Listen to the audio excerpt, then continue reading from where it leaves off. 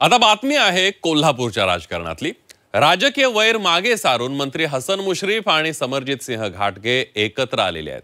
कागल नगर परिषदेमध्ये राष्ट्रवादी आणि शरद पवारांची राष्ट्रवादी हे दोन्ही पक्ष छत्रपती शाहू आघाडीची अनपेक्षेमध्ये युती झाली आहे आणि त्यामुळे कोल्हापूरच नाही तर संपूर्ण राज्यातल्या राजकीय वर्तुळामध्ये अनेकांच्या भोया उंचावल्यात। राजकारणात कोण कुणाचा कायमचा शत्रू किंवा मित्रही नसतो हे वारंवार सिद्ध झालंय। असंच घडलंय कोल्हापूर जिल्ह्याचे राजकीय विद्यापीठ म्हणून परिचित असणाऱ्या कागलमध्ये। निवडणुकीच्या निमित्तानं एकमेकांना पाण्यात पाहणारे मंत्री हसन मुश्रीफ आणि समरजित सिंह घाटगे हे कागल नगर परिषद निवडणूक एकत्रित लढवण्याचं त्यांनी जाहीर केलंय।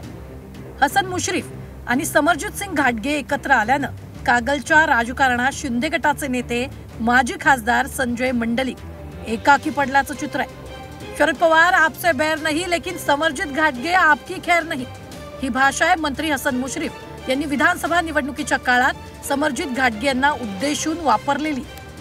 पवार साहेब आता इतकी आम्ही माणसं 45 आमदार गेलो, परंतु पवार साहेब आणि जयंत पाटील हे माझ्याच मागं माझ्यासारख्या सामान्य अल्पसंख्याकाच्या मागं का लागले आहेत आणि इतका सातका प्रयत्न का करतायत? निवडणुकीचा रिझल्ट कळवेल, आपण निवडणुकीच्या आधी बोलणं बरोबर नाही। शेवटी कुठल्याही माणसाला आपण कमी लेखत नाही, परंतु पवार साहेब से मेरा बैर नहीं, समरजित अब तुम्हारी खैर नहीं। तर दुसरीकडे हसन मुश्रीफ यांचा पापाचा घडा आता भरलाय। हसन मुश्रीफांची जागा जेलमध्ये असं वक्तव्य समरजित सिंह घाटगे यांनी विधानसभा निवडणुकीच्या दरम्यान अनेक वेळा केलं। त्यामुळे कागलच्या राजकारणात हे दोघेही एकत्र येतील असं स्वप्नात देखील कुणाला वाटलं नसेल। पण शेवटी राजकारणात काय घडेल हे कुणाला सांगता येत नाही। असंच राजकारण कागल नगर परिषद निवडणुकीच्या निमित्तानं पाहायला मिळत आहे। स्वतः वैद्यकीय शिक्षण मंत्री हसन मुश्रीफ यांनीच पत्रक काढून कागल नगरपालिकेच्या निवडणुकीमध्ये आज राष्ट्रवादी काँग्रेस आणि छत्रपती शाहू आघाडीची अनपेक्षितपणे युती झाली हे स्पष्टीकरण दिलंय। स्थानिक पातळीवरच्या राजकारणाचे हे संदर्भ आहे, त्या सगळ्या संदर्भाचा आता स्पष्टता होईल। पण मला असं म्हणायचं आहे की या सगळ्या गोष्टींमध्ये एका बाजूला तिन्ही पक्षांनी एकत्रित लढावं हा मूळ आम्हा सगळ्यांच्यासाठी ज्या सूचना दिल्या होत्या वरिष्ठांनी त्या सूचना, आणि त्यानंतर अपवादात्मक परिस्थितीत एखाद्या ठिकाणी अशी काही घटना घडली असेल तर त्याबद्दल सुद्धा वस्तुस्थिती आम्ही समजून घेऊन पुढे जाऊ। कोल्हापुरी राजकारण हे नेहमी गटाटटाचं कुरघोडीचं, वेळ पडली तर राज्याच्या राजकारणाला टांग देणार असतं। त्यात राजकीय विद्यापीठ म्हणून परिचित असणाऱ्या कागलचं राजकारण हे नेहमीच वेगवेगळ्या पद्धतीचं पाहायला मिळालं।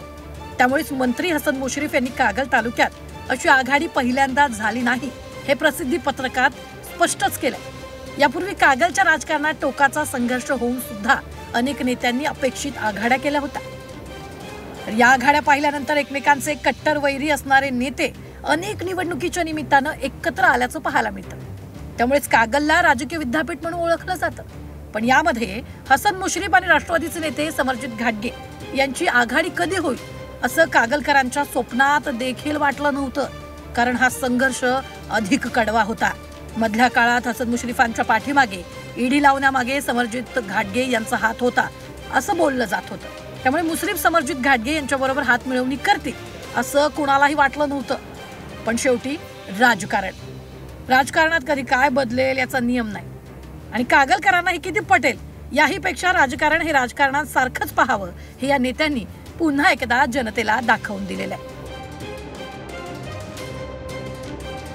स्थानिक स्वराज्य निवडणुकीच्या निमित्ताने शिंदे गटाचे नेते संजय मंडलिक हे समरजित घाटगे यांना सोबत घेऊन कागलमध्ये हसन मुश्रीफांना बाजूला ठेवण्याचा प्रयत्न सुरू केला होता। पण अचानक राजकीय समीकरणं बदलली आणि समरजित घाटगे आणि हसन मुश्रीफ या ठिकाणी आघाडी करताना दिसत आहेत। या पाठीमागे समरजित घाटगे यांचा भाजप नेत्याशी वाढलेला संपर्क कारणीभूत असल्याची चर्चा कागलच्या राजकारणात सुरू झाली आहे। कॅमेरा मृत्यूंचा प्रताप नाईक, झी 24 तास, कागल, कोल्हापूर।